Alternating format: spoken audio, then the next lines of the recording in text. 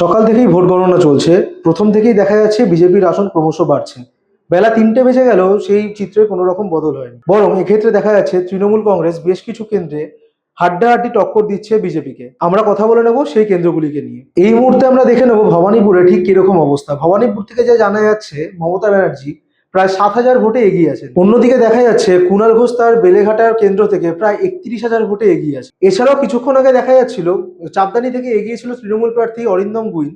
কিন্তু এই মুহূর্তের আপডেট হিসাবে জানা যাচ্ছে বিজেপি প্রার্থী দিলীপ সিং এখন এগিয়ে রয়েছেন তার থেকে।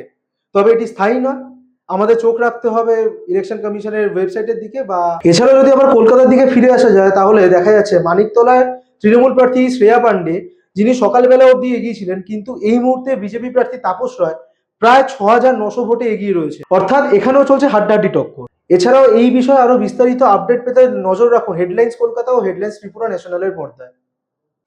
আনন্দ আর ভালোবাসার দীপ্তিতে গড়া সমুজ্জ্বল পরমা, ঠিক তোমারই মতো। শ্যাম সুন্দর কোম্পানি জুয়েলার্স, আগরতলা, উদয়পুর, ধর্মনগর, কলকাতা।